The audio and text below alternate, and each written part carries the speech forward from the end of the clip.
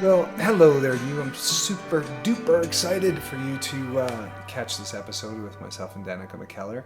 We covered all kinds of goodies, all kinds of topics, and it was a while since we caught up. So we did a little bit of catching up. She shared all about her journey from way before the Wonder Years and how she got that role, and then the journey through math and some of the, and then how she continued to work in the West Wing, and then also, of course, now some of the Hallmark stuff. And we get a little bit into that. We get into some heavier things around human trafficking. That's passionate. It's so funny. I just finished work with Marisol Nichols, and that's one of her big passions too. And it was really touching to hear some of the things that Danica is committed to, and that lights her up in helping with a My Stuff bag for kids. And so there's a link in the bio or in the show notes of some of the things we talked about. But I hope you enjoy this. Stick around to the end, and if you get a chance, make sure you subscribe. And if you can think of somebody else that might enjoy this, share and all that stuff. So we'll see you on the other side. You look so beautiful. It's been so long since I've seen your face. I know there hasn't been a TCA in years now. I know. I know. I guess that's kind of, if it's not on set, then TCAs is where we get to see each other. Or Right. if we do one of our lunches with Linda Gray, which we also haven't done in a long time. I know. I We actually should. I saw Linda Gray on the Tony Robbins when I was in quarantine. I saw Linda Gray. We both did Tony Robbins UPW, like his first virtual one. And I was stuck in quarantine, and she was like in my group, and she like popped up on my Tony Robbins weekend. Oh my gosh, that's amazing. It was so good. Of course, she's like so youthful and so excited about learning all this amazing stuff about, it's just amazing. Yeah, But she is. you've been doing a lot of these, I imagine. No, I usually say no. But you didn't say no to Paul Greene? That's right. Oh, it's just you, Candace, and Andrea are my three lady guests on here. Everyone else has been men. Like Really? Dan Lissing was my first, uh, and then all the boys from One Calls a Heart. And yeah, but you're my third girl. You've been requested like crazy. Oh, well, Yeah. As I introduce, okay. Well, Danica Mckellar, I'm so happy that you're here with me on The Grass is Greener, and I'm glad you said yes, even though you really don't know my show, and it really honors me that you said yes. And I know you're on set, you're filming a Christmas movie, which you can't talk to us about, but yeah. Danica is a New York Times bestselling author, a superstar actress. And I want to get started. I want to hear a little bit about how you got started as well at the beginning, which is just so many people know you from the Wonder Years as Winnie Cooper. And then now you have so many fans who know you from Hallmark Channel, but you've also, like, being a New York Times bestselling author and continuing to make these movies and being a mom and being kind of a like, I can't believe you do it. We actually have a book that you gave to Oliver that math is, which one was it? Math is, you know the one? Math doesn't suck, maybe? Math doesn't suck. And I think Oliver was going through like the age of that book is for. Is it for like what's that grade of that? What grade is that book for? Like fifth, sixth grade. Yeah. Yeah, I think because that's when we were doing Campfire Kiss or maybe Perfect Match. Oliver was in that Yeah, age. perfect match, probably. Yeah. Now he's He's 18. Now 18. he's No, I 18. saw that. I saw that.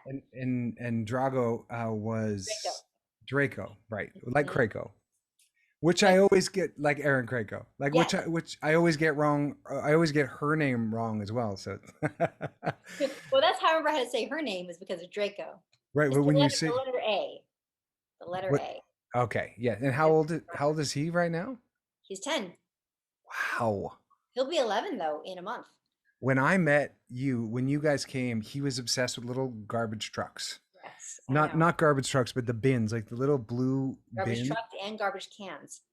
How Yeah, long did he was how long did obsessed. that last? He loved garbage cans and garbage trucks from when he was 1.5 until he was 5.5, almost like a light switch.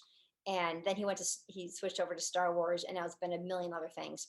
But like Super Mario Brothers, he loves these days. And yeah, garbage trucks. So when you and I met, we did Campfire Kiss in 2015, and so he was 4. because that was in spring of 2015. So he was solidly in his garbage truck and garbage And, can. yep. And you, because I probably met him when we did Perfect Match, which was like a year or two before that, right? Or no? Yeah, Actually, no, you know what? I don't think he came to a set of Perfect Match. That was my first Hallmark movie, as you know. I know it was also yours. it was And mine too. yeah, and I actually flew back both weekends. You did, I did. So yeah, I didn't have him travel. because he was really So young then. mhm, Mm. yeah. That was what that He was did. my. Go ahead. But he definitely came up for Campfire Kiss. Yeah, yeah, and so did my son. Oliver was Yeah, I on remember. Campfire Kids. I saw your post where you showed me teaching him to dance. I was like, oh, that's right. I That's love right. that. That was such a cute moment. And then having him be in your math class, and he hated it. Like he not the dancing with you, but just the being on set. It's like, it's not necessarily, I just was a way for me to, I was missing him too. So it was, he sees it now though, and he thinks it's funny. Yeah.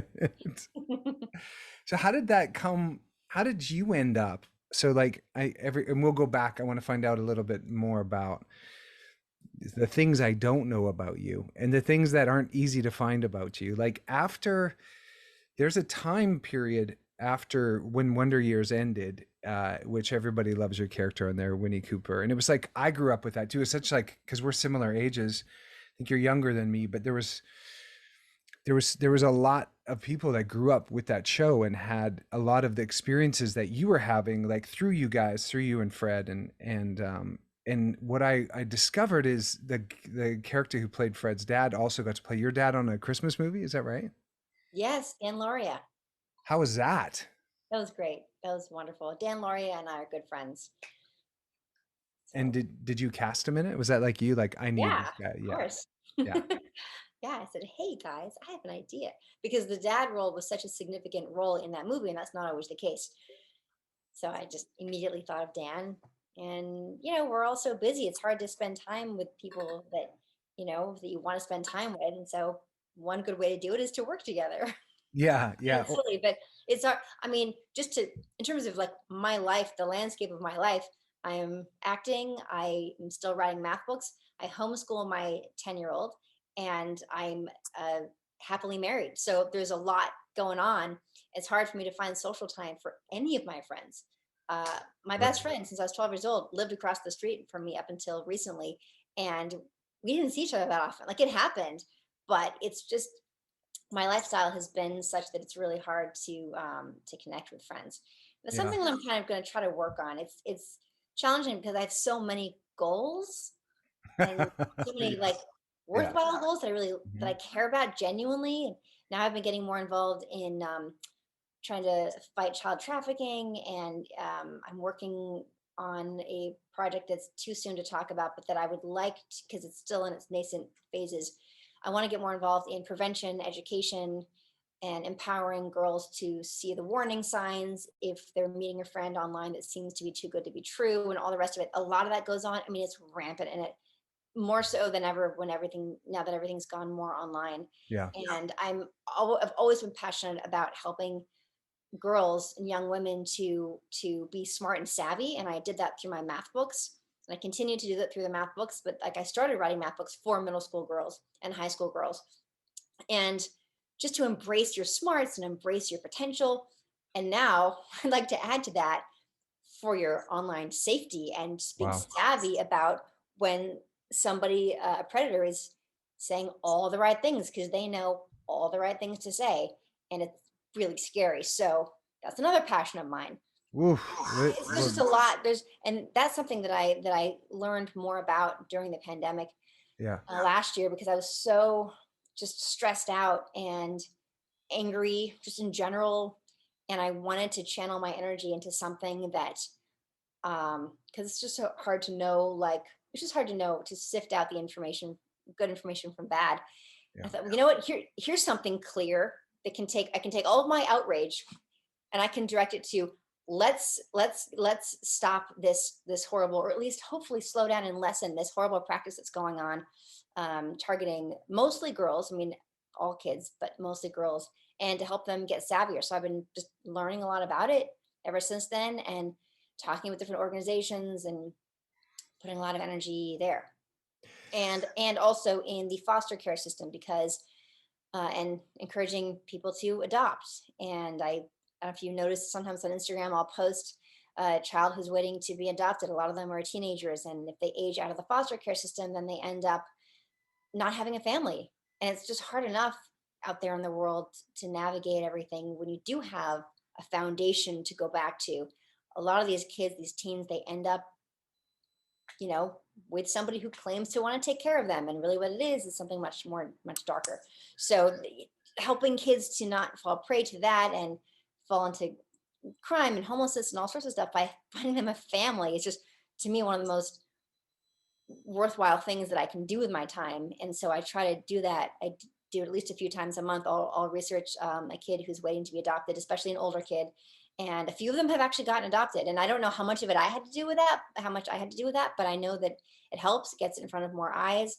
Hmm. And so yeah, I have a lot of things that I'm doing. I love that. I love this is really I want to talk about this for a second. Did you discover Project Underground Railroad by chance? That's hard, it's a mouthful. Have you heard about them? Yes, they do a lot of international stuff. I'm a Okay. little more focused on Here. US, yeah. Okay. And yeah, no, they do a lot of like big rescue operations. Yeah. Um, I'm always a little hesitant, and I think what Tim Ballard is doing, I mean, it seems like it's really good work, but I'm hesitant to put my energy behind things that are international, that I can't see for Uh, myself, that we're so removed from. I mm, feel like a lot of times charities go into other areas and they don't understand the culture of the area. Sometimes they can make things worse, yeah. um, because of not understanding what the dynamic is there locally. So for me, I know that I'm not wasting my time and my efforts if it's something, or at least I have a better chance of not, if I'm focused on something that's a little more in my culture, in my, in this country, where I have more access to more people who are actually there on the ground and Yeah. understand it. And I speak the same language, and I can. I mean, you hear stories about UNICEF donating, electric blankets to people in, countries in Africa that are like don't need them, and random things where, or donating a bunch of clothing to an area that then kills all the local businesses that were trying to sell clothes, and like Mhm. things that Right. things that where you don't necessarily, Right. you have to know that it's Right. an ecosystem. Everything is an ecosystem, and when you come into help, what are you doing? And I don't want to talk about how that applies to politics, but it really applies to politics as well. You have to be careful. It's an ecosystem. I've always believed that you don't want to, like, you just need to you have to be aware that there's more that you don't know than you do know. So I'm like, well, how can I, what things can I do that are not going to disrupt an ecosystem that's actually going to do something positive? Because we all only have so much energy. Where are we going to put that energy? Hmm. We want to put it into, to our family, to help our families, and stay healthy, and put out a good work product that hopefully inspires the world somehow. And then the charity aspect, giving back. And how do we know that what we're doing is actually helping? So that's been my, I like small charities. There's a charity called My Stuff Bags that I love. That's all they do. They make bags of stuff to give to kids who are recently put into the foster care system. They've been taken from abusive homes, from, parents who were on drugs and just couldn't take care of them, or whatever the case is. These kids are taken from everything they know and put into the foster care system, and they have nothing of their own. So each of these bags has a blanket and an age appropriate book, an age appropriate toy. Oftentimes I'll donate books to them, like 1,000 at a time, a few times a year. And then I donate money as well. I think they're wonderful because what they're doing is so simple and it's so helpful to Hmm. that child who feels like they get all these letters from the kids write them saying thank you so much. Like just, and Wow. it's all ages. So anyway, that's a charity I love to support. And then there's this other one that's fantastic called America's Kids Belong. They Dave Thomas Foundation also, by the way, does incredible work finding homes for kids. But what's really unique about America's Kids Belong is that and they have local setups in many states as well. Like California's Kids Belong, Georgia's Kids Belong. But what they do is they make videos. So have you ever, like, if you want to adopt a pet, you might go to the pet's website and they'll show you like a little video of the pet running around and Yeah. playing. Like, oh, that's so cute. This is what they do with the kids. They interview the kids, these 13-year-old kids, and or 14 or 15 or sometimes 12. And like, what does family mean to you? You know, like, what do you love to do? What would it mean to you to have a family? Hmm. And it's so sweet and endearing. Um, and anyway, so I donate to them and I Mm, post their videos, and they say that when a child does one of these videos, their chances of being adopted just skyrockets. mm. I knew you were passionate about lots of things, but I didn't know this part. I'm glad we're actually talking This about is this new. because This there's is only a year old. and how did it get how did this you said during the pandemic you heard that feeling of like frustration and being Yeah. indoors or So during the pandemic, I was feeling so hopeless and stressed out, and I learned about child trafficking, and I was horrified to know that it was so uh, common in this country, like really common, like in every neighborhood. So I had no idea. I thought this was something that happened tragically in Southeast Asia and other places where you think of like, child labor and horrible things that go on to kids all over the world, really. But I thought that in a wealthy, civilized country like the United States or Canada, like that wouldn't be going on. And it does. It goes on a lot. It's mm, it's it's terrifying. So anyway, I learned a lot about that. And as I was digging deeper and deeper, okay, well, how do we prevent this? What do we do? What It became apparent that a huge risk factor, huge, is kids who are in the foster care system who don't get adopted and who are looking for that family connection. A lot of what these predators do is they promise to love unconditionally. They promise all sorts of things. They say, oh, hey, you're so beautiful. No one's ever like, you mm, know, gotten you a modeling contract. That's, whatever the lure is. There's all sorts mhm, of stuff that they lure these young women with. It fills a hole that they don't have. And it can happen to kids who have parents, both parents at home, happily mhm, married parents who just maybe aren't as communicative as they could be with their kids, and they don't really understand. They're not listening. mhm, Um, can happen in any socioeconomic strata, like, and it does. Uh, but a huge risk factor is kids who don't have that at all. uh-huh, So that's and when kids admit that online or share that, that becomes a target. These predators will actually search for those words, search for those terms, and right. zero in and groom them for months, Wow. So really so making people them think they have a friend. so people who are watching this, how can they help? Like if I'll put those two organizations in the show notes so that if they want Yes, to there are do a lots. little more research, but it's just conversations like this that make people wake up a little bit that it's happening Yeah, right here in Los Angeles like rampant. It is yeah, yeah. Hmm. yeah. Well, okay. So one thing you can do if you want to help a local organization that is helping kids recover from child trafficking, who have been rescued, who, and there's actually, they don't like the term rescue because they're not rescued. Usually they don't even want to leave. Like they've been brainwashed into thinking that in this weird, horrible codependent relationship. It gets really deep. It's really Hmm. scary. But they're in recovery. So if you just Google or whatever internet engine you use, child trafficking, and then the name of your town or city, and you will find local organizations that are helping. And while you probably can't play the role of like what a therapist would do, which is actually help sitting with the kids, maybe they need groceries for their intake. For the teens who come in, maybe they need somebody to do some errands for them on every other Friday or whatever it is. Like you can help these small organizations and support the work they're doing. So again, just internet search for child trafficking and the Okay. name of your town.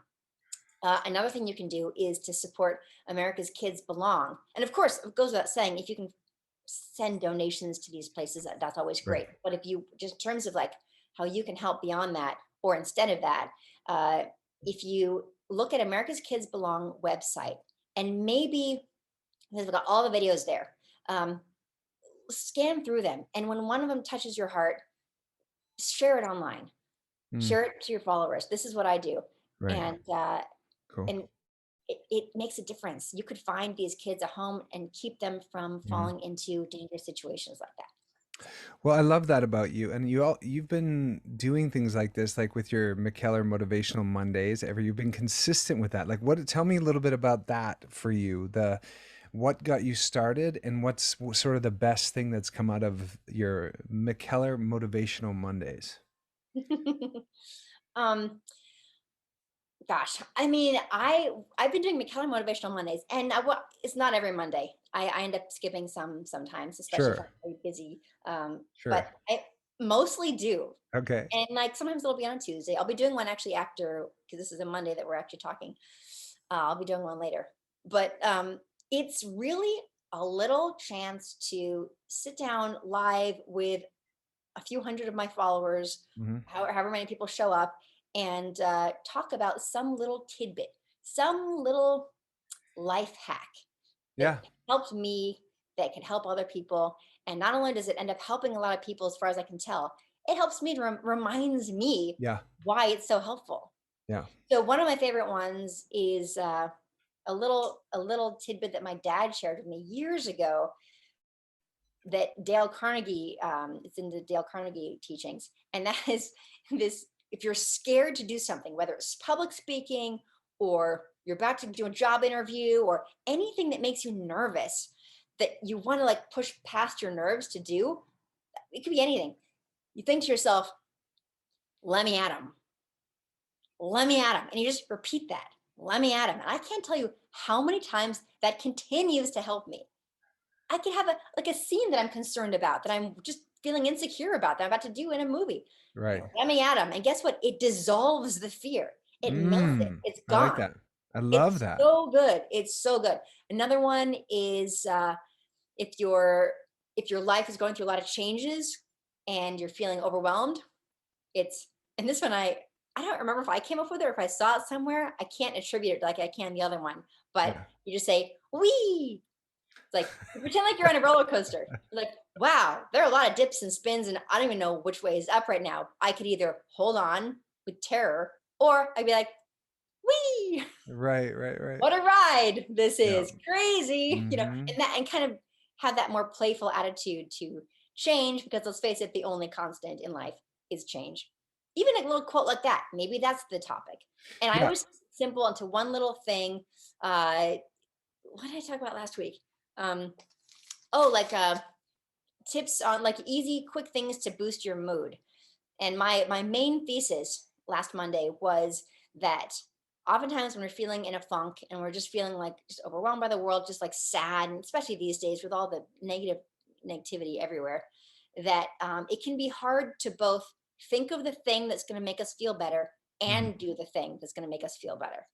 So I was suggesting, make a list of things to do that you love to do, that are fast and easy, that will help you feel better. Then, when you're feeling like that, instead of just scrolling aimlessly on your phone looking for something to lift your mood and then end up running into like five things that make you feel worse, go to that list and you're like, oh, that's right. If I do 5 push-ups and 5 jumping jacks, I'm actually going to feel better. Like whatever it is, it could be physical, it could be listening to a song that you love, it could be doing some stretching, it could be literally taking 5 deep breaths. Just and then I also suggested for songs to make a playlist on iTunes or wherever you listen to music, a happy playlist that really lifts your mood, because music, as you know, is incredible for changing how we feel. So that was last week. Mm. And what's today gonna be? I think today is going to be, because I saw a few people post about this type of thing and I really liked it. And that is it a bad day or is it just a bad moment? Hmm. And and then the thing that I was thinking about to help sort of get you out of that feeling that it's a bad day is, imagine that you're in a room with all sorts of things, like so many activities, but you're standing in the corner and you're facing the corner. Like, are you standing in the corner right now, facing the corner and feeling like this is all there is and feeling sad and upset? Can you turn around? Like, what would Right. happen? What would happen if you knew? Right. What if you knew that you could turn around and just look at other things? Hmm. maybe go spend some time in nature, maybe go get a different perspective, to get you out of this feeling of being stuck in sadness or Yeah. stuck in depression or stuck in anxiety. Yeah. To look, if you keep watching the news, you're going to keep stuck in the Yeah. corner. In a You keep loop. going, Yeah, yeah, because you're focused on that one thing, and you're in a corner, and it's just a fear cycle that just keeps repeating too. So I'm yep, with you. I don't watch the news at all. Occasionally I'll try to find something from like Europe or Canada, but I found like the Tank's Good News, which gives you like five really good new, really great news articles that are actually good stories. And it's like, why not just focus on good news if you can? right, right. And look, I'm not saying that we should not be in touch at all with what's going on in the world. Sure, but everything in moderation. And you Yeah. got to pay attention to, is it becoming an outrage addiction? Because that is a thing. That's a thing to watch Hmm. out for. Am I addicted to this feeling? Everybody is to some extent, Mm, but we can become more addicted to it the more we practice it. right. Where did you become so smart? Is like, you're close to your mom and she just turned 75. As She looks like she's 50. I I mean, know. you have got some good genetics working in your favor, girl, because you look stunning and you look so young. And I just can't even believe your mom. Like, I met Yeah, her a couple times, like along the journeys, uh, and she does not age. What is going on? What's going I on? know. No, she's amazing. She takes really good care of herself. She's does all the right, like Linda Gray. You and I have had lunch with Linda Gray a few times, and they Yeah. remind me a lot of each other. Just Yeah. doing all the stuff you're supposed to do. She Mm. Did takes she care of teach you a lot of things when you were growing up, or what was the influence? Your dad, your mom, like what? Because you have a lot of, I would say, wisdom to share to different ages, like not just to inspire young girls or boys with teenagers with their math, but then I'm sure your audience that you speak to on your motivational are different ages. So where does this come from, other than I know you went to university, U of C, you actually have an education around a lot of things, but like this inner kind Wait, of wisdom that did you you say have. USC? UCLA. UCLA. There's a rivalry between USC. I'm just kidding. I Okay. mean, I take UCLA, but it's Did kind of I fun. say University of California? Did I? So I that's think you said USC, which is University of Southern California. I went to UCLA. University of California, Los Angeles, UCLA, Okay, that's and right. they are rivals. They are For the the hated. record, I I don't even really follow their sports very much, but No. it's fun. It's Oh, fun to pretend that I care about the rivalry, even though I don't. right. Right. In terms of thank you, first of all, I appreciate that. In terms of my wisdom that you speak of, and my, for whatever reason, desire, this sort of pull to continue to share my thoughts and things that I've learned in my life. Uh, I've always kept a journal. And so I write down the things that I learn and understand. And I've been around for a while, Paul. I've been around for a while. I've had a lot of life experiences now. And I've journaled in since I was a teenager. Yeah. I look for patterns. I have a degree in mathematics. I love patterns, and I look for patterns in human behavior. I look for patterns within myself. Right. I never feel that I am immune to the issues that I see other people having that I observe. I'm like, wait a minute, am I doing that now? Hmm. Because Right. we can be very blind to the things that we do. It's really easy to see when other people are messing up. But what about us? Maybe we're doing the same thing and don't even realize it. So Yeah. I'm constantly questioning that. And I mean, maybe too much, I don't know, but what it has given me is a heightened awareness of my behaviors and my issues. Like and when I do these motivational Mondays, it's usually something that I need. Like I Yeah. found myself Right. watching too much, and that's not the news, it's on social media, but all the news is coming at you through It social is. media. Yeah. And you take And breaks. I notice you take breaks from social media once in a while, like where I'll, it's been a while since I've done that. I really need to do it again. yeah, might be Yeah. time. Might be time. I know it's always it's amazing when you get the report of how much time you actually spend. And for me, I'm listening to podcasts and doing vocal exercises and audiobooks, but at the end of the week, it'll give me like a rundown of how much time, like it thinks I was looking at my phone as like, come on. Like, Yeah.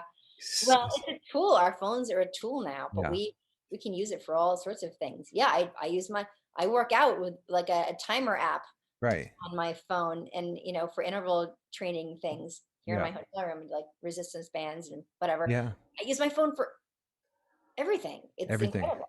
And it everything. doesn't have to be a negative thing, but you have to be careful how you're spending your time on your phone. It's Yeah, like it's it's true.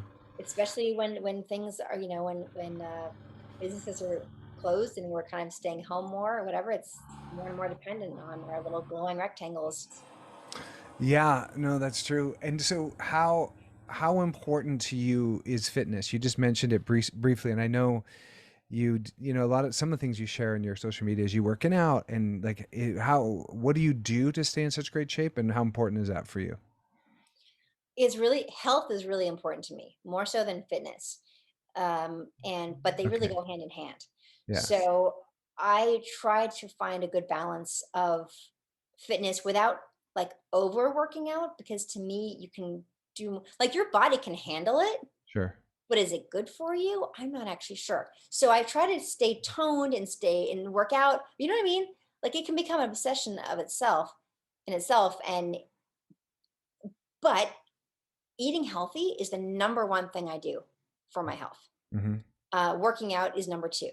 And what I do, I do Pilates, I do yoga, I do resistance band training, but nothing crazy. I really Right. And when I post about it, I'm usually encouraging people to get up and do something. Yeah. So I'm not talking to the people who already have a fitness regime and everything. They probably just scroll right past it, which is fine. I'm talking to the people who feel stuck on the couch, who feel like, well, I can't make a big difference in my life with fitness anyway, for whatever reason they feel that way. So why Mm-hmm. bother? No, no, Mm-hmm. no, no. Get your body circulating, get that blood circulating, get that Yeah. breath happening. Yeah. You can do that without even spending that much time. Right. Just get up and put on a good song that you love and just Mm-hmm. do stuff for 5 minutes. Mm-hmm. Do a couple sit-ups, then do a couple push-ups, then do a few jumping jacks, then do I don't know, like arm circles to the side, whatever it Yeah. is. Yeah. I've seen you do those on your. Literally just move your body. Yeah. And like, if you can go take a nature walk, that's even better. But whatever you can do will help your body work better. Even Mm-hmm. if you just sit there and stretch a little bit while you're on the couch for 5 minutes, you have now improved your lymphatic system, your circulation system. So that's what I'm really encouraging people to do. I love that. I just shared about the lymphatic system like 3 days ago on my social. Um, and I love that you differentiate health and fitness as like what's more important. Like, because you touched on this too, but when you start to do something, it actually creates motivation. Like, people wait to be inspired, but once you start moving even a little bit, that's when you get motivated. But Because you it can't. feels good. It feels good, yeah. Yeah, And it's like it's Newton's law, right? An object in motion tends to stay in motion, and an object at rest tends to stay at rest. very good. You like that stuff. That's not quite math, but I mean, it's physics. But Physics. Yeah. so let's talk about, I have so many places I want to go with you.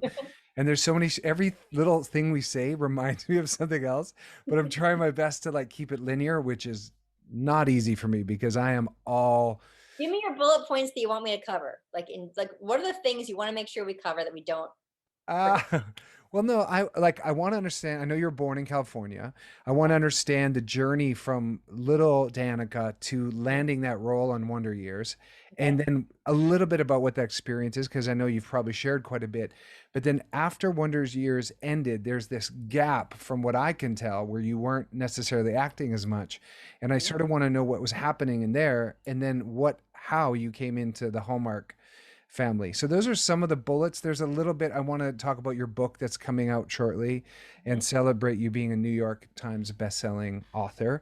But Okay. those are kind of the Wonder Years is such a, you really, what's so interesting about you is Hallmark movies and the Wonder Years are so many people's happy place Yeah. and nostalgia and warmth and family and triumph, and so it's no wonder that there's a lot of people that can really appreciate you as an artist and the stories that you get to tell. But so let's go back to you, the little Danica, where like you were born. And I know you have a sister who's an actress, but just a little bit about what it was like to grow up in your family, and then take us to how you got your into your first like started acting. Okay. I think I can do the whole thing you just said. It might take me a minute, but Really, really, you're like you're beautiful I'm on the minding it. You're cusp. like, Yes. All right. So little Danica grew up uh, until she was 7 years old in San Diego, until my parents divorced. And then my mom and my sister and I, my sister Crystal and I, moved up to Los Angeles. Still saw my dad every other weekend in San Diego, but we were mostly living in Los Angeles. Then started getting interested in acting when I was like seven, around that time, 7 or 8, watching commercials on TV and seeing kids and look like fun. My mom was up here producing music videos and just kind of dabbling in that a little bit.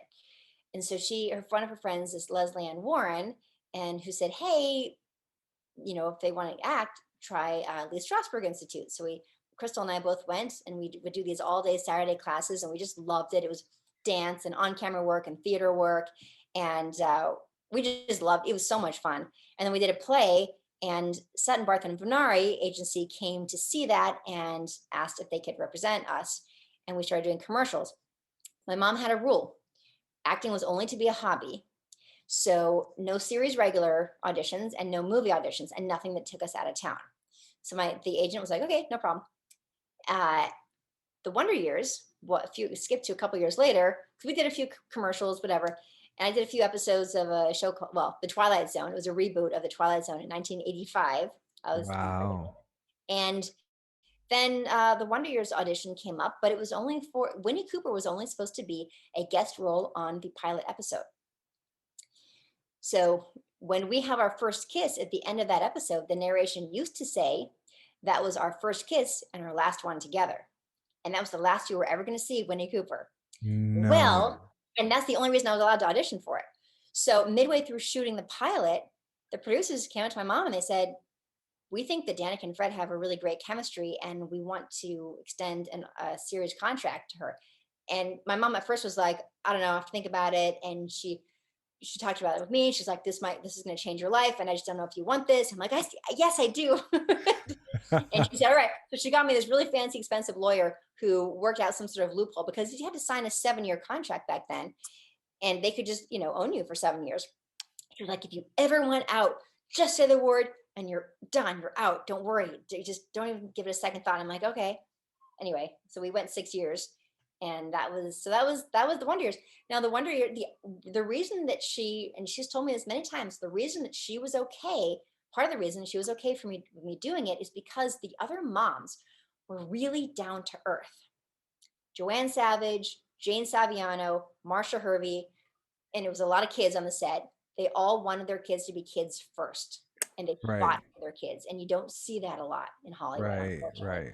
So she said, "You know what? I feel like it's going to be okay. The environment is going to be okay. It's going to be not a bad environment to spend a lot of time in as a child." Mm. And that was the Wonder Years. Then the Wonder Years ended within a few months of me graduating from high school, and I went to What was the Yale. audition like for Wonder Years? Like, how did you go from like was there a chemistry thing with Fred, or was it just like a Yeah, I read with Fred too. you did? Yeah, we did. How It how was it was how it was. I mean, yeah. Again, it was just a guest role. So it was a Thursday, and Crystal and I both auditioned for the part. Actually, ooh. we both got a call back for Friday. Remember, it was just a guest role at that time. It was just a guest role. It was a one shot, and it wasn't even a very big part. If you think about it, the Winnie Cooper was not a big role, and we didn't know it was going to be a big show. It was just Mm, another pilot. It's just like there's who knows. We didn't think. I mean, right. so on that Friday, we both went back and auditioned again, and then and then it was down to three of us, me, Crystal, and another actress, and they had us go to dinner and then come back again and read with Fred. But they liked Crystal so much that they said they were going to offer her another role, a recurring role, if it got picked up, and it did, and they did. She did like 9 episodes as Becky Slater. I She got did. to punch Fred out in one episode, which was pretty funny. Wow, I did not know your sister was on that with you, and I Yeah. didn't know that. So you got it. Your mom was smart to get a good lawyer so that you could like really like. That's yeah, that's nice to have that level of this is what I need at that age. You were 13-ish or younger? I was 12, 12. Okay, and then so that finished when you were 18. 17, 18? I was 18? 18, yeah. Yeah. And so and then you were just telling me that. So then what happened? So then I went to UCLA, and in my mind, I was like, okay, well, that chapter of my life is done, and now I'm going to go to UCLA, and I'm going to be get a film major, and I'll learn, directing and producing and writing and all that stuff because I love filmmaking. And I got there, and I started taking the classes, but you couldn't join to be a film major till you're a junior. So I was just doing my general education classes, and to fulfill my hard sciences, I could take calculus, which I'd taken calculus AB, or no, BC actually, yeah, calculus BC in high school. So I would be going right into multivariable calculus. And I was like, that sounds really challenging, but I've Mm. always loved a good challenge. Like it's like a moth to a flame. So I went for it. And this was near the end of my freshman year because it's a trimester system. So in that third trimester, I took this calculus class, multivariable calculus, and I was so nervous. I didn't think I would be able to handle it, which is weird because I'd done so well in math in high school. And I'd gotten a 5 on the AP Calculus BC exam, which is the highest score you can get on the most difficult calculus course you can take in high school, at least AP wise.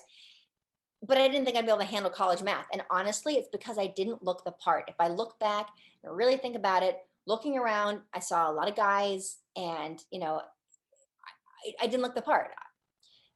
But I did really well. Anyway, so I got the score of, it was the highest score in a class of 163 people, our first midterm. When we got the test back, I got a 22 out of 40. And so I thought, okay, I failed. But apparently that was the highest score by far. The next two scores were 15s, and the rest was like 9 and below. And the reason I know this is because the professor, great, like he made a graph on the chalkboard, not with names, but just with the scores. I'm looking at my test. I'm like, I'm a 22, and I'm looking at my test, looking at all these people around me who looked like they belonged a lot more than I did, to be quite honest. Mm-hmm. And I was just stunned. And the teacher came up to me afterwards and said, "You have a gift. You have a really deep understanding of how this all works." I was like, okay. I was just floored, and I like to tell this story. It was a real turning point for me, because for the first year when I was at UCLA, I continued to act a little bit. I did a TV movie um, with Dee Wallace Stone up in, oh, no, that was Los Angeles. It was for NBC when NBC was doing movies of the week. It was like about a pregnant teenager, and you know anyway, so I was working a little bit. I did a couple episodics, but I found it difficult to manage both. And when I really got into the math classes that I just loved, I realized that I should probably take a break from acting because I could always go back and do more acting, but I probably wasn't going to go back and do math. Anyway, I'm getting my head of myself a little bit. In that class, the next day, after being recognized every day on campus as Winnie Cooper on the Wonder Years, aren't you that girl who played Winnie Cooper? Aren't you that girl from Mm. TV? Aren't you that girl on the Wonder Years? Like every day, everywhere I went, because the series had just gone off the air. I mean, I couldn't get away from it. Mm-hmm. Someone taps me on the shoulder in the math class. And it's, "Excuse me, aren't you that girl who got the 22?" And it was this moment where I suddenly felt valued and important for something completely separate from the Wonder Years. Because something that I think a lot of people don't realize is all the insecurities that come from being a child actor is because it's all because you're so valued and heralded for this thing, this person that you aren't. Mm-hmm. And it's at a time in your life when you're trying to figure out who you are and Mm-hmm. what your value is. And it's all being attributed to this character that isn't you. So you start to wonder, who would I be if I didn't have that? Right. And this was really part of what got me hooked on math too, because I just felt not hooked on meth, hooked on math. Yeah. You got to say that. You got Supposed to to like turn it tune in midway through. Yeah. Uh, it was math. it was this feeling, very glamorous feeling for me. I felt so smart and like official and Mm. important for something that had nothing to do with the Wonder Years. And I started coming to school. I mean, no makeup, ratty t-shirt, jeans, backpack with 2 straps. You know, You were two strapping it. I was 2 strapping it. I just loved that my appearance didn't matter. I loved it. I loved it so much. So that was my life for 4 years. Getting a degree in math. I helped to prove a new math theorem between my junior and senior years of college. I like got a math stipend. I was actually a professional mathematician for a summer, and I loved it. But then I missed connecting with people. Mm. Mathematics is exciting for your brain, but most of the people in my life who I loved, I couldn't connect with them on that topic, or the things that were running through my brain all the time. I couldn't share it, and I missed it. And I missed acting. I had already at that point joined the Shakespeare group on campus and was like doing these little plays in the park. Like it's I was missing that, and I didn't know. And so then when I finished UCLA, I thought, you know what, I really miss acting, and I want to get back into it, but it wasn't easy. So I was doing some independent films. I was doing some theater, which was a lot of fun. Actually, I played Rizzo in Greece in this big 300-seat theater outside of Los Angeles in a town called Upland. It was amazing, an amazing experience. I had so much fun. It was just fun singing and dancing on stage. And I'm not even that good of a singer, but I was good enough to play Rizzo. And it was just a great time. And I learned to dance. I didn't really know how to dance before then. I didn't, but I was around all these other really good dancers who taught me how to move. I was in 1999. Then in 2000, I was invited to speak in front of Congress about the importance of women in mathematics because it had become known that Winnie was a math whiz. Those were the headlines. Winnie the math whiz.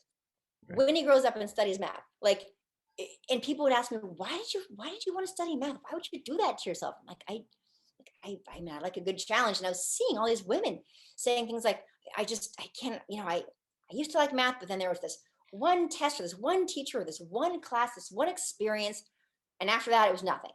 I couldn't believe how often I got that story told to me. I was like, what's going on? And I realized that I myself almost fell victim to that. When you don't expect that you're going to be good at something and you hit a stumbling block, instead of seeing it as a temporary stumbling block, you see it as evidence of what you've known deep down all along, which is that you're not going to be good at it. And so you tell that story. And I know you know way more than I do about this, about the stories we tell ourselves and how we fill in all the details. You were Mhm. doing something a couple of years ago about it. But like that is such a true thing where we have a story in our head of who we are, what we're good at, what we're not good at. And then it's a self-fulfilling prophecy.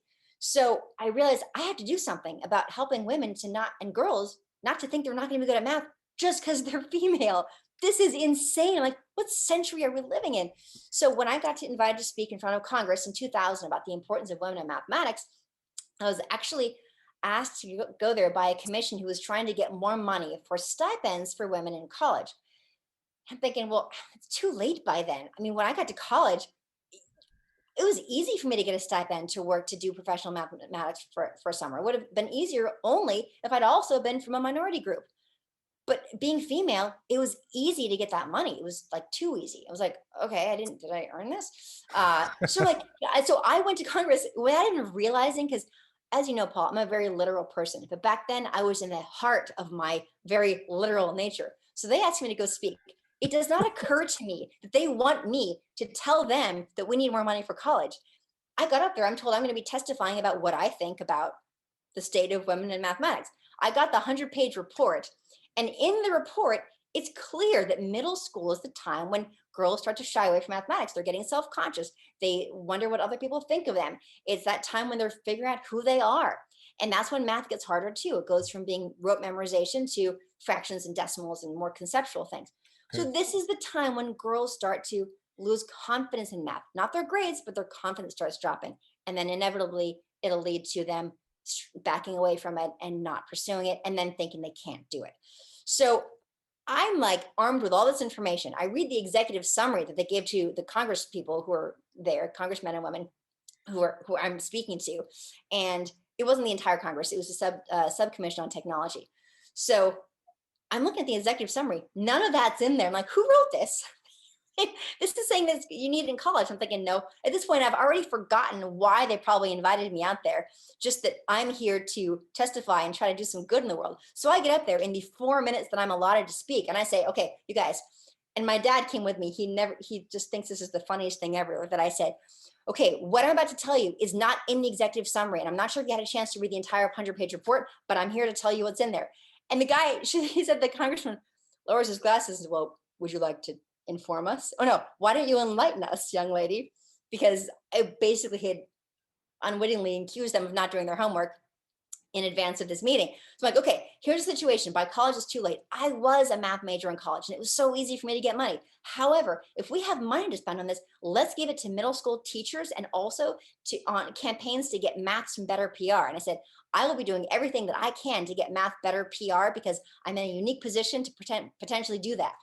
I can only imagine how upset the people were who invited me to come. And sure enough, that commission didn't get their money because I went up there and told them this wasn't where they should be spending their money. It took me years, Paul, to realize this. Like years. Wow. I did not even realize what I had done. This is why I could never go into politics. Not that I ever would, but I just don't play that game and I would never survive. So wait, years later, you're like, oh my gosh, like years later, you were thinking about it. One of the times when I was telling the story, because I've told the story so many times, one of the times I was like, actually, now that I think about it, they probably weren't happy when I said that and never was invited back. But Never, but okay. yeah. I've what is it? Dropped the gauntlet. I said, all right, I'm going to get math better PR. This is my new mission. So this was 2000. Well, it took me about 5 years to figure out how I was going to do that.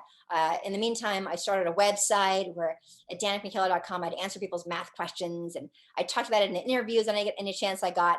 But in 2005, out of the blue, the New York Times science writer or the head science writer decided to write a story about how in between, because at that point I was on the West Wing, in between the Wonder Years and the West Wing. So it says, in between series, actress becomes superstar in math. So he writes about this, about the math paper that the theorem I helped to prove in college in between these two series. And that same month, I just turned 30 and I did a lingerie spread in Stuff magazine. To me, I laugh about it now. I'm like, proving to the world that you can still be sexy at 30. And now in my 40s. And now if you want to show people that you can still be in shape, you just post something on social media. Right. Not in lingerie necessarily, but you know what I mean? Like that was I did it at 30 and did it at 35 too. By the time I was 40, I was like, what am I doing? But trying to empower women to, think of themselves as attractive and empowered and all the rest of it. So July of 2005, I'm on the cover of the science section of the New York Times talking about my paper, and I'm in Stuff magazine, sharing the cover with Sofia Viraga. And a couple different book agents reached out to my manager and said, we think there's like a book in here. Is there some? And one of the agents I talked to, Laura Nolan, she still represents me all these years later, more than 15 years later. She was like, if you were going to write a math book of some sort, what would it be? And I'm like, oh my gosh, I know exactly what it would be. Thinking back to the Congress talk, middle school girls, that's when the confidence drops. I know exactly. I want to teach them fractions and decimals and percents, but I want to make it fun and I want to make it girly. I want them to embrace it as theirs, not as they're a bonus if they're good at math, but like, this is for me. I'm going to use this to get my high-powered job and in finance or whatever they want to do when wearing their 4-inch heels if they want in a designer suit, sure. But if they want to think of themselves as glamorous, so my original title was The Intelligent Glamour Girl, which wasn't, as good, of course. It became Math Doesn't Suck, How to Survive Middle School Math Without Losing Your Mind or Breaking a Nail. So that was my first book. Started writing in 2005 and it came out in 2007. And that was it. Suddenly I'm a New York Times bestselling author. And the next book came out, Kiss My Math, came out only 1 year later, which was a crazy short amount of time, but I made it happen. And I've been writing books ever since. I now at mckellarmath.com, you can find books from 0 to 16. So my highest level math book is high school geometry. So I got 2 middle school math books and then algebra 1 and then geometry. And then I started writing younger kid books. And my most recent book that came out last year called The Times Machine. Learn multiplication and division like yesterday. And there is a time machine in it, and you learn your times tables and all sorts of fun things. And it's all about making it fun and relevant and not scary, shaking Yep. off those stereotypes, just breaking stereotypes left and right about Mhm. math, who's good at math, what Yeah. math is like, what math is for, and making sure Yeah. that people know, kids know, math is going to make you more powerful. Being comfortable with numbers is going to mean you're going to have Okay. better control over your life no matter what you do, because Mm. money makes the world go round. Right. Did I answer all of your questions? Yeah, you did. You really did. What do you like? What do you like better? What do you enjoy more, math or making movies and acting and telling those stories? That would be like asking which of your children you love more. I know. Or which co-star is your Soon favorite? you will, right? Which who's your Soon favorite you will know. actress and favorite movie you've ever done? Now, I'm not going to ask you that. So it's tough. You need like you in a world where you can have both. If you know, let's just we live in a world where you can have both and but there's if you could do one for the rest of your life and you had to choose, would which one would you choose? I don't know. Because you can be a I'm so contribution. glad I don't have to You don't choose. have to. Yeah, yeah. It's like when somebody says, if you could have one superpower, what would it be? I actually stress out a little bit thinking, well, what would it be? As if though it matters. You know, would it be Mm. invisibility, or would it be like, the ability? It wouldn't be invisibility. It wouldn't. No, it would you would be speed reading. No, it would be like the ability to heal people or Right. something. I don't know. But But imagine if you could speed read, you could absorb every book in the world on how to help people. So like it would be maddening you because it think so? wouldn't matter. It wouldn't matter how much you know, right? I don't know. I don't know, I, because people wouldn't listen. They'd have to give everybody the ability to speed read, and then you could otherwise, oh, so that's your superpowers. Not only can you speed read, but you can help other people to speed read. right? Yeah. How many books have you got that you've authored? 10 so far, and the 11th one comes out next year. It's And called what Double Puppy Trouble. So I've done written kids math books, right? You've done a the few kids kids books. books. Yes. So the first books that I wrote are for middle school and high school. Then I started younger, and I did Goodnight Numbers and 10 Magic Butterflies and Bath Time, Math Time, and things like that were for little kids. Then I did two books that really help kids learn stuff. At the first and second grade level, there's a lot of there are a lot of new techniques that they're teaching in Common Core, which have parents shaking their head and not being able to help their kids with their math homework, which is ridiculous. And I can't believe Common Core has been around since 2011. I couldn't believe nobody has written a book to help explain it in a fun way to kids and parents. So I did that. It's called Do Not Open This Math Book, because it's geared at 6 and 7 year olds. And if you tell them do not do something, it makes it kind of irresistible. Am I right? So do not open this math book. And then I have the times machine. The times machine also teaches math, multiplication and division, all the Common Core stuff, plus the way we learned it, and showing how they're really the same thing. And both of those books that teach the Common Core stuff, which again, I also teach the way we learned it. There's a guide in the back of the book called New Math Translation Guide for Grown-ups, because they changed all the terminology. And that's the frustrating thing, is not being able to help your 6-year-old with their math homework. That's just not right. So those books, those are the teaching math books. And then like I said, I've got the picture books and the board books, the little kid books. The one that's coming out next year is also a fun picture book, where these picture books are just fun stories that sneak a little bit of math in. I love it. So 10 Magic Butterflies, for example. Yeah, which I'm gonna is- need because we're expecting a I little know. boy. So I'm gonna need the. We have a couple really fun kids books, but I'm gonna need some good math books from you to. You let me know. Absolutely. Let me know which are the best ones to get. Yes, absolutely. Well, for the littlest babies, bath time, math time, shapes. There's two bath time, math time books. The Okay. one about shapes is really good for little babies, and Good Night Numbers is the other one. And I've had that book. I gave it to Ange, and I Yes, think I that's think I right. brought it over there. And we did like a little video of her read or Alakai, her Yes, when yes, yes, yes. Alakai was young reading it. That's Yeah. right.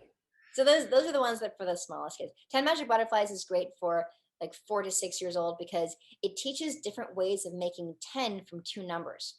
So we start off and there's a little fairy, and there's these 10 flower friends, they're hanging out, and the fairy has the ability to change them into butterflies. And they make this wish that they want to be a butterfly. With Bing Bang Boo, the flower becomes a butterfly, and each night another one of the flowers, or maybe no, it's all within one night. But with each like page, another flower turns into a butterfly. So you Mm. start off with 10 flowers, then it's 9 flowers and 1 butterfly, then 8 flowers and 2 butterflies, then 7 flowers and 3 butterflies. And by the end, they all realize all the wonderful things about being flowers. And it's Mm. kind of a grass is always greener type message, actually. So, Right. yeah, so it becomes about accepting yourself for who you are. And it's a Mm. nice message and a little math thrown in. And it's very magical and fun for kids. And why did you decide to do homeschooling? Because, well, for a few reasons. Uh, First, we started off Draco in preschool and he didn't like it. We tried a Okay. few different ones, and he didn't. And I thought, well, what? I could teach him this, whatever it is. He already knew how to read, and he was a very early reader. I mean, I read to him all the time, and that's what you need to do. That's how you teach your children to read. That's how they learn to read, by parents reading to them. I never had to Mm. sound things out. I mean, I did, but anyway, I did when he was like 2. I was like sound things out. I would like put my finger across the word and like sound everything out. He was absorbing it. He never had like, wait, bat or cat. He just went like full on reading. Like he went from I didn't know he was even reading. Through reading books that he already knew. So I figured he just had it memorized. And I got him a brand new book. It was on trash, actually. And he read it. He was 3.5. And I got my phone out. I'm like trying to like record. I'm like, today's date is such and such. Like, I'm like, what is Captain's happening? log. Yeah. Yeah, yes, he was just reading. So anyway, so Wow. we need to learn how to read. And I mean, I knew that I could handle a math, obviously. And I thought, well, you know what? This isn't the right fit for him right now. Let's just homeschool and see Right. how it goes. And then when I started doing Hallmark movies, which was he was 4, that was taking me out of town. And the first movie, he didn't travel with me. I just came back on the weekends, but that's very difficult to do when you're in the middle of a Yeah. project. Oh yeah. So then him traveling for work, and then his dad also does a lot of work out of state, and so it became really much more convenient to just have him be with us. And also, I would be a math teacher's worst nightmare. Right. Um, Right. but I found so many and then of course he's got sports and stuff, so he's very socialized. People are always worried about that. No, we don't have him in a basement. He's like with friends all the time, Mm.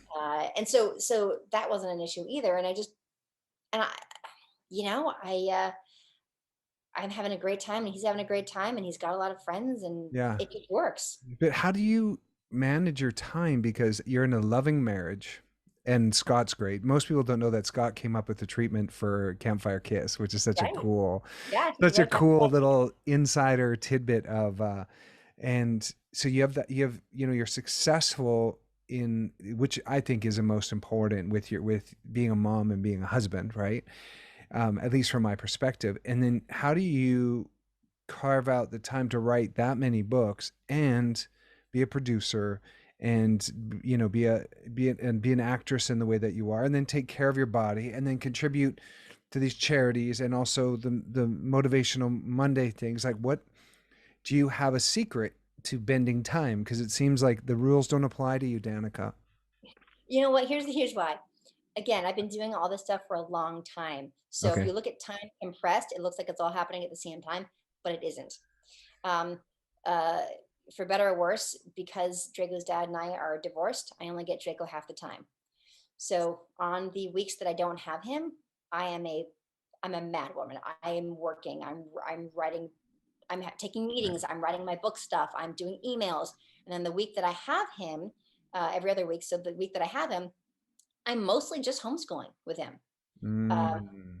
Okay. and I do other things, but it's really like an email to push something off to the next week. And here and there, I have to do something. Like I'm doing it. Like I have a wardrobe fitting next week when I come back into town.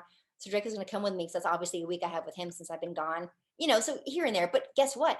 In the car on the way out there, I'll be having him do math problems. That's just what's gonna happen.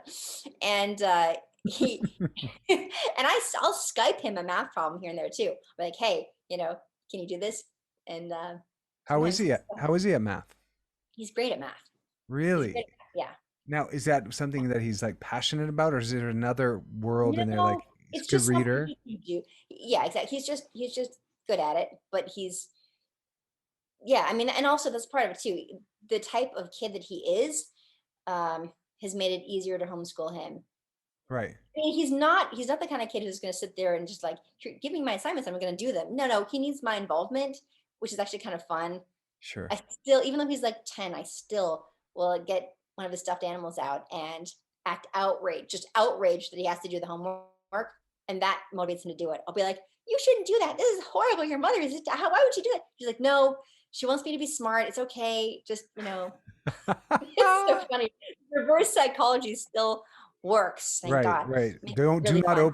Do not open this math book. Do not open his math book. That's It does. why I named it what I did. It does. So that's it's a lot. And I'm managing his social calendar because since he doesn't go to school, that's a Mhm. huge job. And I'm managing it even when I'm not with him. He's got Right. friends that he wants to Zoom with, and I'm in touch with the parents, and I text Mike, and this is happening on set. Mhm. It's Do you still do your itty bitty bumblebee workout vocal warm up on the way to work every morning? no, and Oh, I why? should. When we were I do it. Well, I do it. Usually I do it. I do it still, but not in the car. not That in the was car. like my I do it like when first I'm making day. breakfast. No, I remember. I remember. But the thing is, I don't usually get to the full end because it's like a 20-minute thing. I usually get about 10, 15 minutes in. So I haven't gotten to the bumblebee or the big black bug bit the little bitty baby. Yeah, I haven't gotten to that Right. exercise in a long time because I don't usually get to the end. Yeah, yeah, that was really fun. I That was remember it. fun. Yeah, So you people trying to understand what the heck we're talking about when we did was perfect match, right? it was perfect match. In the Yeah. car, you were doing vocal warm-ups and I just did them with you. But then I got Yeah. to the point where the big black blood bit the little baby and I'm like, that's so dark. I'm Well, like, so yeah, I used to change it to kiss the little baby. that's what you did. That's right. Yeah. That's right. Yeah. I love that my first Hallmark movie was yours and we got to work with Ron Oliver Yeah. and we were so taken care of. Did they just reach out to you and say, "Hey, we loved your previous work. Do you want to do a movie?" Yes, but I Yeah. think honestly what sort of reminded them about me is the fact that Candace, Cameron Bure, and I were on the same season of Dancing with the Stars the year before. And I think they offered me a movie that summer. But so Dancing with the Stars was a great experience. I danced 8 out of the 10 weeks. It was wonderful, but it was really stressful and I broke a rib during it. So I danced the last 2 weeks, I danced with a broken rib and I needed to heal and just rest. And so I had two job offers that came in right after that, of course, because like Wow. I'm all over TV, prime time, everyone's thinking, I'm like, nope, nope, I'm not doing anything. I'm resting, I'm healing my rib. I was doing Chinese medicine, I was doing all Actually, this stuff, everything. I did everything. And when you look at the x-ray, you'd never know it was broken. You did, because it was splintered. I mean, it was broken. Like you could see it in the x-ray, just splintered off. That's crazy. do you see the moment when that happened, or was it just in training? Like it happened live, or It happened, but the cameras weren't rolling at the moment that it happened, and someone uh, almost got fired because of it, which is kind of like hmm. that's their and job is to catch all the drama. and So they you're they got fired, funny. almost fired because they missed your broken rib. Yep, Ah, yeah, because they weren't that rolling with that. They're supposed to roll from the second we like walk in, and you know, and they missed it. I'm so glad you brought up Dancing with the Stars because it's actually, and I want to respect your time. We're kind of right at an hour, so I do want to wrap it up, and I'm really glad to. There's a lot of things that I learned about you that I didn't know, and I've always loved our conversations because I think you and I are very different. From my perspective, you seem very analytical, and I always wonder how analytical people can engage their creative side, right? And I am all creative. I mean, I am. It's almost like you and I are a reciprocal type person, at least from this is the story that I'm making up. But I really loved our first movie together, and I loved like our chemistry and the fun that we had, and the end result of it, and it gave me such a good feeling. And then, funny enough, my next movie was with Candace, like yeah, two months later, and so I got the opportunity to be with both of you, and who are also friends, but also two people I saw on television growing up. And then here I am in my 30s working in a business that I came to really late. I started in my 30s. Uh, and to have such that be my experience, and here I am almost a decade later, still very involved with Hallmark and making movies. But you have a movie that you can't share who you're working with because you're there now, but you mhm, are doing a Christmas movie, yes, and and and So you can't say your co-star. You can't tell Right. us anything, but it'll be announced soon, I imagine. I think so. But also, I should mention that I've got a show coming out on Fox in January called Domino Masters, which is kind of a cool, Oh, different thing. I'm a host on it. Eric Stone Street of Modern Family I mean, he's the host. I'm a judge. okay. So, and then there are three of us judges. It's a really fun reality competition show that will be primetime Fox. We did 10 episodes of it. It's a tournament style where these teams create incredible domino structures. You can't believe what they built. It's so amazing. Dominoes and also chain reactions, like those Rube Mm. Goldberg machines. So I was like the math physics expert in explaining what's Cool. going on with that stuff, and also story. So because I'm an actress too, so one of the things that I brought to the show was, let's have them not just be a cool thing that they knock over, but let's have it tell a story as it knocks over. Like, I Mm. want characters. I want to see something, I want a beginning, middle, and an end. And that was really fun. Then Steve Price was another judge. He is an actual domino master himself. He really does incredible YouTube videos with domino structures and Rube Goldberg machines. And then the third judge was Vernon Davis, who's an ex-NFL football player who is an art lover and has an art studio up in San Francisco. So he would talk about the aesthetic of everything and also the teamwork aspect of it. Mhm. It's a really fun show. I think people are going Cool. to love it. So And that's on Fox this January. January. What nights is it going to be on? They don't know yet. Oh, they don't know. Okay, so there's that show coming out. It's called Domino Masters, Hmm. and your new book is coming out sometime next year. And then what's that one called again? It's called Double Puppy Trouble. So I meant to Okay. explain it before. That book is another one of the picture books that's just a fun story that sneaks a little bit of math in. And the math that this sneaks in, well, I'll tell you what the story is. Okay. It's this girl who, her name is Moxie, and she and her brother Clark live in this house, and they've got a dog named Max. And she wants more of everything. She's just a really overachiever. She wants to get the best grades. She wants the most books. She wants the most puzzles. She wants to climb the highest on the tree. She wants more, more, more. When she gets mad, if she doesn't achieve, then she gets really angry. So this one day she's really upset because she got a B on a test, and she goes to the backyard and she sits down by the tree moping, and she sees this stick sticking up out of the ground, and she picks it up and it comes out, it forks into two. It's got a button on it. She presses it. Well, it happens to be pointing at a garbage truck toy, again for my son, garbage truck, and it doubles.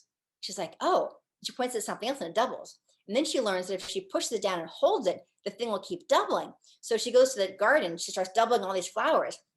She's just drunk with power, running around doubling things. And she's like, I know, I'll double our puppy. That way we don't have to share. And the whole book rhymes, by the way, which is its own little challenge. She holds it down on the dog, on the Yeah. puppy, holds it down, and it gets stuck. The button gets stuck. So the puppy starts doubling and doubling and doesn't stop doubling. So it's 2, 4, 8, 16, 32, 64, 128, 256, 512, 1024, and it's going, and we're seeing this just puppy Oh my gosh, chaos. that reminds me of your pie situation where it just goes spirals out of control, and then you made up a song. Like if people should find you singing. I mean, it's in our movie. It's in Campfire Right. Kiss. That's right. But there's also an episode of you on YouTube where there's like a really creative video of you singing. How many digits of pi can you go? Well, that song has 139, but I'm not like up on that right now. Like I couldn't do the whole song at this particular moment. But I Wow. mean, it's yeah, Wow. 3.14159265358979326. No, that's wrong. Anyway, it's Right. something like that. If Yeah, you're singing it, you can really it's go. easier to do if you're singing it. Yeah. But the story is these puppies getting out of control, and what it ends up. So the lesson in it is the power of doubling, because it's that old story where if you start off with 1 grain of rice on the first day, and the second day you get 2 grains of rice, or actually put in easier terms. So if you get like 1 cent the first day of the month, and then 2 cents the second day of the month, by the end of the month you're a millionaire. And it doesn't seem like that would happen because our brains don't work that way. Right. And Compounding. doubling is really exponential growth. And we Hmm. heard a lot about exponential growth when it came to like COVID and everything, but this is a lot more fun way A to lot learn more about fun. the power of doubling.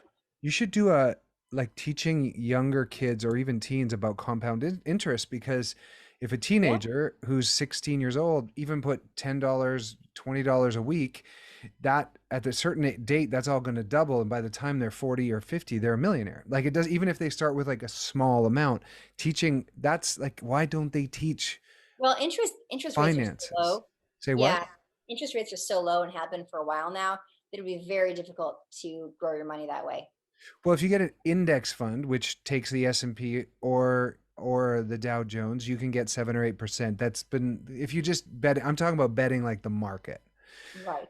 which Okay. is like Yeah. an index, like a Charles Schwab, or you can just get an index fund where there's no fees because it's actually the fees that end up eating it away at it.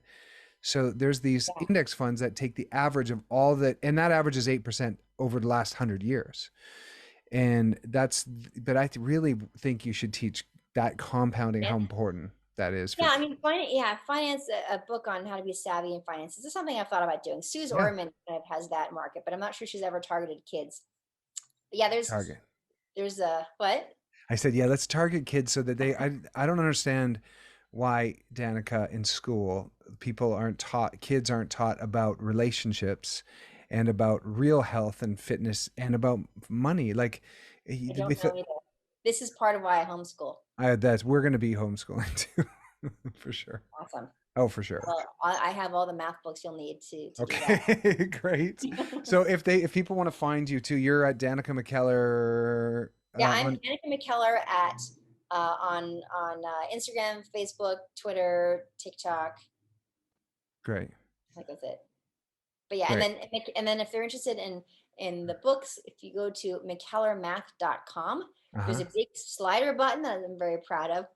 When I Mm. had the website design, I was like, okay, I want a big slider button. When you slide it one way, like all the way to the left, it'll show you the books for like the littlest kids with the ages along the bottom, and then it'll show you the most appropriate book for your child.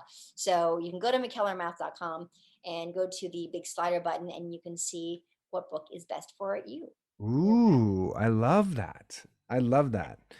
Well, and then I'm going to put in the show notes some of the charities that you're working with and that you're passionate about with in raising just awareness too of the sex trafficking and child trafficking. And it's not, people don't like talking about it because it's so uncomfortable, Exactly. and And that's why it it's needs to be it needs to be talked about. My friend Sarah did an amazing trafficking video or a series for Netflix or a show. um, I'll put that in the show notes too because it's worth watching. But I just appreciate you, love, and your time. And this is like we can't do our lunches or we haven't been able to do our lunches with Linda Gray. So this is like our first time. we gotta schedule one soon. I think we can now. I think we can now. Yeah. And who knows when the next TCA will be, but this is me selfishly just wanting to actually catch up with you too a little bit. Great. Well, good Well, luck with everything. You what? thank you so much for having me on your show and your podcast. And Mm. congrats on it. Thank you so much, love. All right, we'll catch you real soon, hopefully in person. Yes, for sure. Okay, Okay. bye. Bye. Bye. Well, I hope you enjoyed my conversation with Danica and learned some things you didn't know and are inspired. She's quite the dynamic person, and we had a good conversation. So I'm glad you're here. I'm glad you stuck around to the end. If you get a moment, hit that like button and the subscribe, and you can turn on the bell. And that way you can get notified when I post these. So thank you so much for being you. Of course, you can go to paulgreene.com to get my newsletter and stay connected that way. There's a text service there. There's all kinds of goodies on paulgreene.com. And I hope I see you over there. And until the next one, remember to be kind and loving and gentle and tender to yourself in your thoughts, on purpose, and of course to enjoy yourself. And we'll see you really soon. Thanks for popping by. The grass is greener. See ya.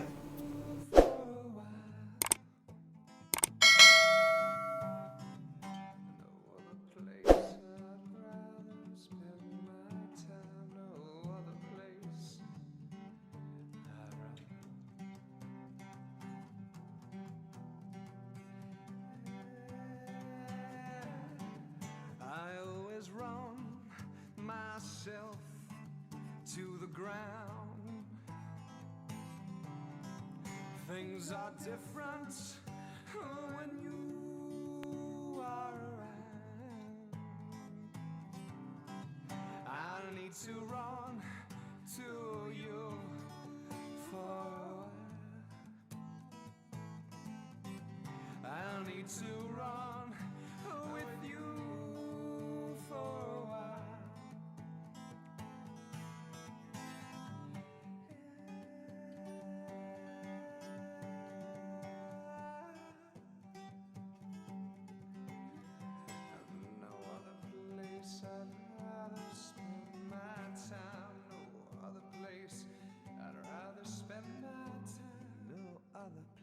place I'd rather spend my time.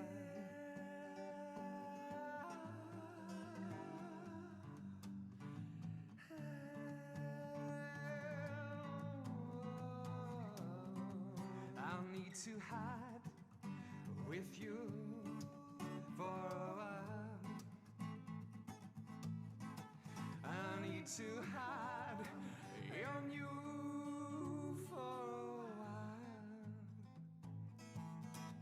I need to run to you for a while. I need to